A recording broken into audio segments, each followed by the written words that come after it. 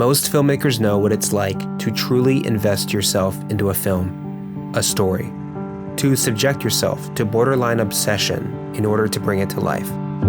Today, we'll be hearing from director Mike Lee Thomas, who did just that. He gave us valuable insights like setting cinematography guidelines, finding tone, and how to make a lot with a little. It was a wonderful conversation, and I hope you enjoy it.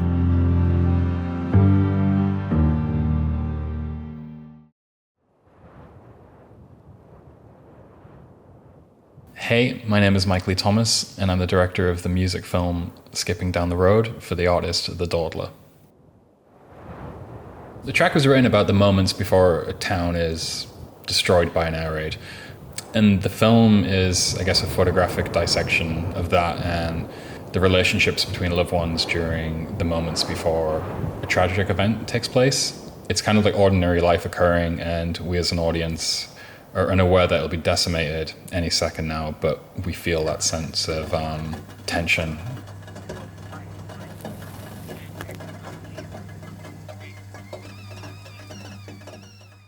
The location itself, to me, had this very timeless quality. It's a small island off the west coast of Scotland, and it's very much like a tight but open community. It's by no means an easy place to get to, but I knew when we were doing pre-production it was going to be the one thing that I couldn't compromise on, because I knew the feeling that the location conveyed to me, I knew that would just translate over to the film. I think with this shot I really wanted to let the scale of the cloudscapes carry the weight in the frame. I feel when you conceal things, it draws you in much more. And Dylan's mannerisms with the shaky, anxious hand whilst he's smoking, I think without him being in focus, I felt matched the tone and pacing of the slow build of the film a little bit more. So I really lent into this idea of, I guess I was calling it disturbed stillness. And within that disturbed stillness was to try and convey a sense of anticipation. So it was really about trying to capture that stillness with a sense of eeriness about it, while feeling very close to the subjects. The love that I have for still photography and a frame and for what the world is around it is very much presented in this film as these insert shots.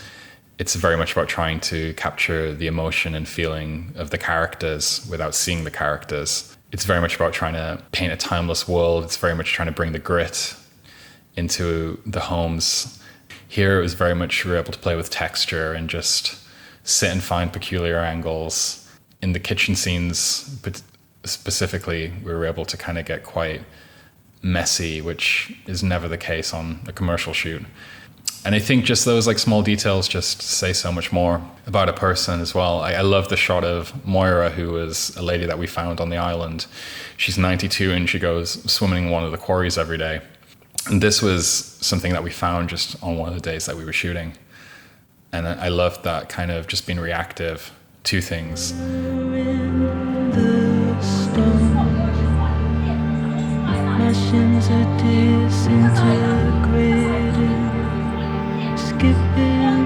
I really want this scene to be about the tension and dynamic of their relationship with one another. There is a connectedness between the two of them, but there is separation emotionally and, as we can see, physically. They're both in the same space, but they're not physically together. They're not emotionally together. They can't quite get through to what each needs from each other. And I think the wall being that separation in the scene is, a good visual motif for that. You can feel both sides of the story and what both people want in one frame. You can feel the separation, but you can feel the connectedness of just trying to either get through to one another or get away from one another.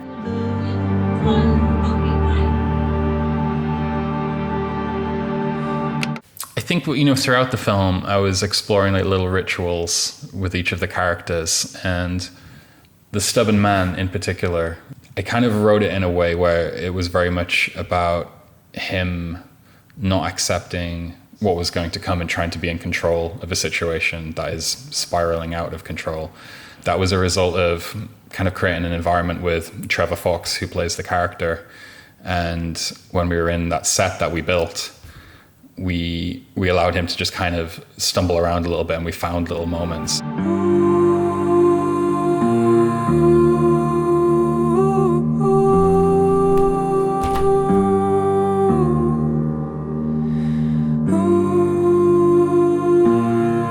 So the film is actually driven by my love of photography books. I wanted to shoot it in a way where it wasn't super linear.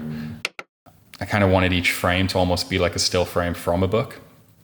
Inevitably, it did end up becoming a small book that we raised money for the MS Trust, which John is attached to. But there wasn't any other films actually referenced for this. And I think that was the first time that's actually happened. We didn't reference a single film. We just looked at photo books. And it was all born from a single photograph of a bird on a kitchen table that I stumbled across. And from that single photograph, this whole film was kind of born, actually. And I love that because the power of a still photograph, which can allow your mind to then build worlds from, I find that much more exciting than necessarily watching another film. And this might sound like a bit of a, not too much to get into frame set, but I think that's the wonderful thing that I found about platforms where you can, go look at imagery and you're not connected to the film, you're not connected to someone's story, you're connecting to yourself through the image, and what is that image conveying to you, and what does that make you want to convey to other people, and how do you see that image, and what is the story there. One of my favorite things to do is to literally print images into a notebook, just one photograph, and sit there and try and write a story about it. I think that allows me to be more in tune with myself than it is to go on Vimeo looking at, what's got staff pics and what's kind of cool and trendy right now. The metal shell oscillating. We did toy for a long time about, film grain and how much grain we wanted to include, or how clean we wanted it to be. So it became this balance of trying to have some vintage glass and then also crank up the sharpness and then apply grain after the fact to give it this kind of, printed quality. Kind of feel like it's on paper a little bit. Speaking to your mind. Not having a budget from a label was kind of a privilege, because it meant that we could be flexible with it. We could do pickup shots whenever we wanted. The whole project was literally a set of sticks, the camera, some lenses. We had like a little smoke machine that we took with us to get the atmosphere, which was amazing. And I think, again, that was the importance of pre-production, of just figuring out how we could do this in as stripped back way as possible. We tried to treat it like a photo shoot, as if we were photographers.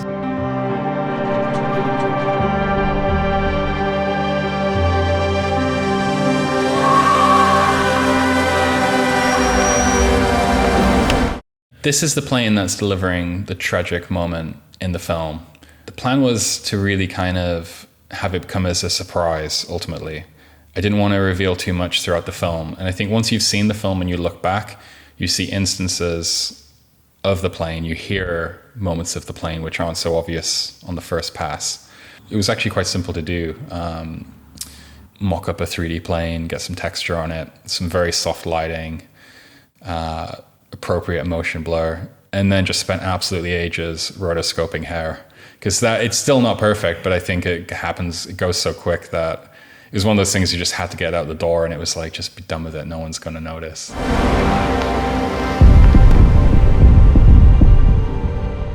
And this isn't necessarily relevant, but I had this conversation with somebody in San Francisco once who's a biomimicist. And it's like, it's not that we're destroying the planet, we're actually destroying ourselves as a species. Like, the planet will be fine. The planet has this beauty that it will always, recover itself. Like, we can really fuck it up, but it will, in time, fix itself. Like, we'll be gone. So we frame it in a way where we're destroying the planet, but actually we're kind of destroying ourselves. And that's always stuck with me. And the birds kind of represent that in some way. The flowers represent that. There's this idea that nature will always prevail. And I found after this kind of tragic, devastating event happened, this was nature's way of coming back in.